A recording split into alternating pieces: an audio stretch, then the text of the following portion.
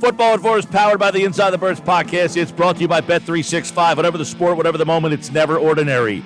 At Bet365, Geoff Mosher is here. A couple Eagles stories we're going to dive into, some offseason news, some injury updates that we'll get you updated on from Friday. We learned late in the day, according to a report, Nolan Smith played the second half of the Super Bowl with a torn tricep, and that is not a fun injury, although we did see Brandon Graham return from that, so I would imagine that Nolan Smith should be okay and ready to go by training camp. But let's get some thoughts on that and what that means for this offseason and more. Plus, could we be seeing the end of the Tush push? We'll bring in Geoff Mosher now from the Inside the Birds podcast, and he joins us now on a Sports Bash Football at 4 Monday with Moshe. What's going on, buddy?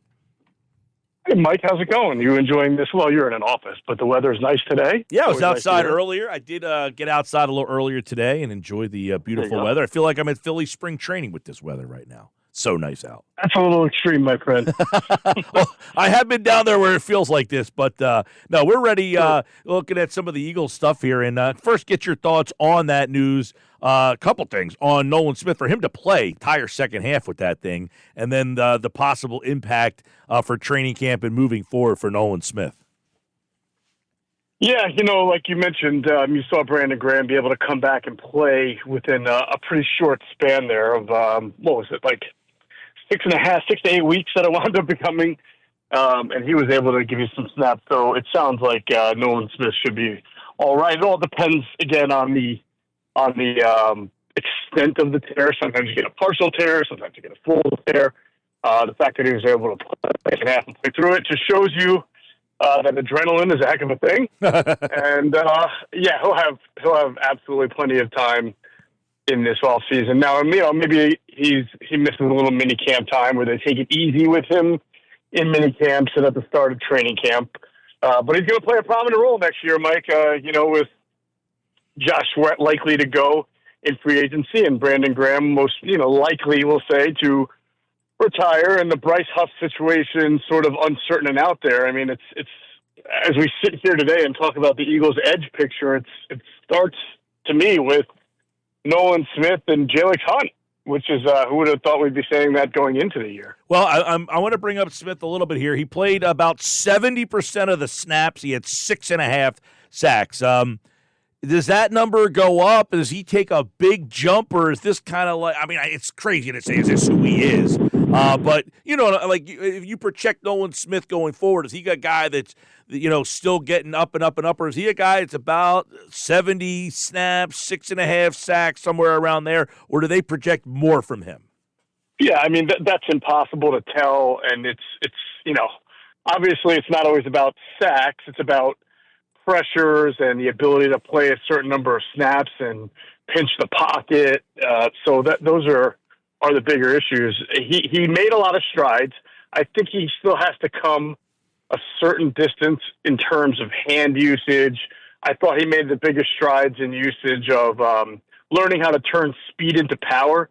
Earlier in the year, he was a speed player, but he had not learned yet how to turn that speed into power. In the playoffs, it was such an unbelievable discovery because he really gave it to two right guards on pulls, starting with Elton Jenkins, putting him out in the playoffs when Jenkins was pulling to his side, and then he gave him the stinger. And then, of course, in the Super Bowl, pretty much taking on Trey Smith head on, and maybe that's where the remnants of the tear of the triceps came in. But you saw the power start to develop in his game. So if you just keep taking that and honing it and refining it, well, he was a first-round pick. So you don't want to put a limit on what he'd be able to do. And I think, like I said, you got to go into next season thinking that he is your starting left defensive end. Yeah, I mean, you figure as a rookie, I don't think he had a sack, 0. He went from 0 to 6.5, and you're wondering, hey, can I pump that up to 10 and be that kind of guy? He's only like, I think he's like 24, 25 years old. So obviously Nolan Smith, they're going to have to take a big jump.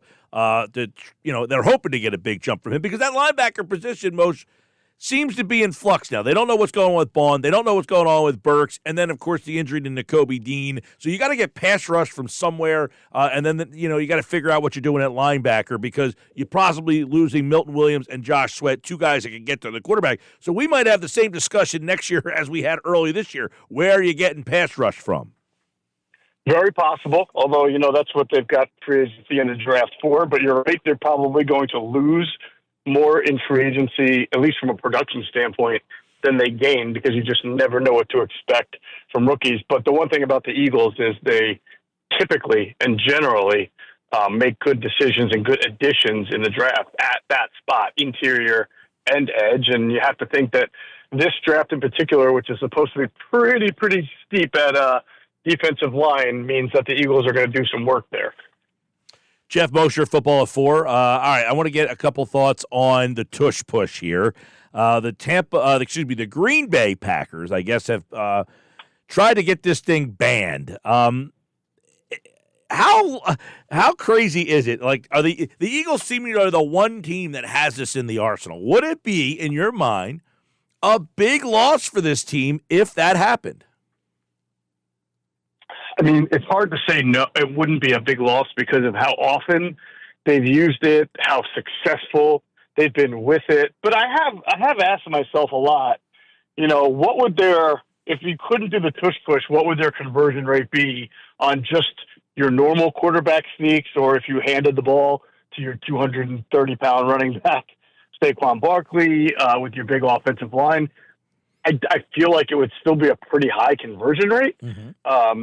So I don't think it's sort of you can't win the Super Bowl now because they take it away from you. But, I mean, you can't argue with the results of it and the success of it. No, you can't. But, I mean, how have we gotten to this point where nobody else in the league, it's almost like it's the Sixers play and the Sixers play. The Eagles play and the Eagles play only. Like, it doesn't seem that anybody else – I mean, some teams have tried it. But no one does it like it's a fait accompli on fourth down. The Eagles are just doing it every time, even when they get to the 1 yard. You don't see anybody else do it to that extreme.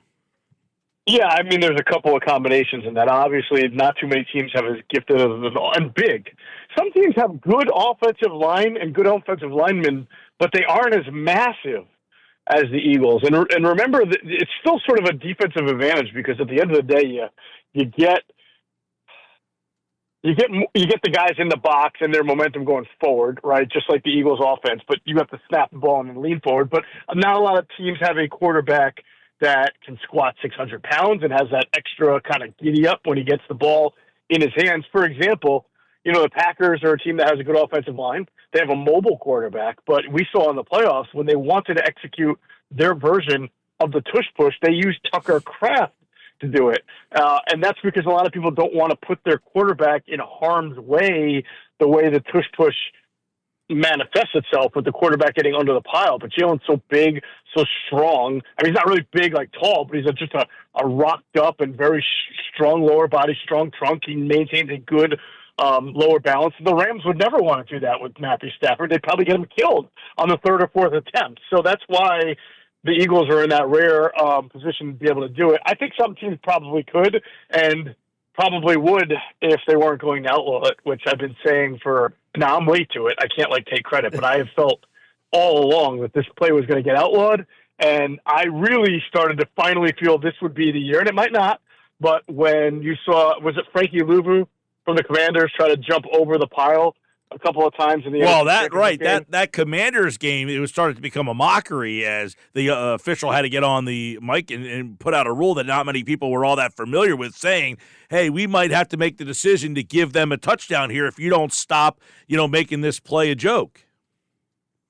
Right, and not only a joke, but I mean, I think when the NFL, because I'm sure they've been waiting for a reason to use player safety as an excuse when it's really what we know is optics. People don't like to watch it. I think when you see a player like that leap over the top and then kind of land on his neck, and they're gonna point that out and say this is going to now become a player safety concern because you're going to have guys trying to jump over the pile, trying to or jump a leap under, or do some weird things that are going to put their body in even more harm's way. I would be shocked if that isn't kind of the reference point for the league if they wind up banning it. All right, Geoff Mosher, safety. That's today. Apparently, it was the Green Bay Packers are the team.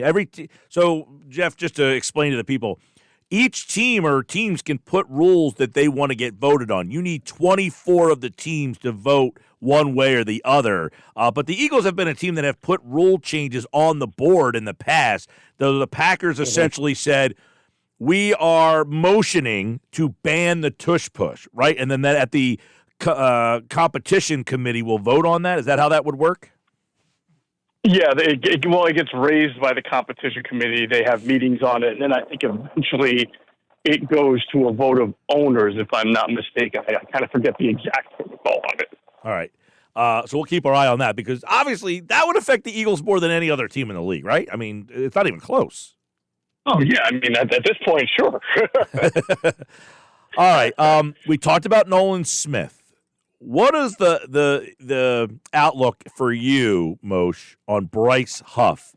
Is he a guy that they want to try to see if they can get more out of him going forward? I saw, Tim McManus over at ESPN.com said one bold move is to try to trade Bryce Huff. I don't even know that that's possible with that contract.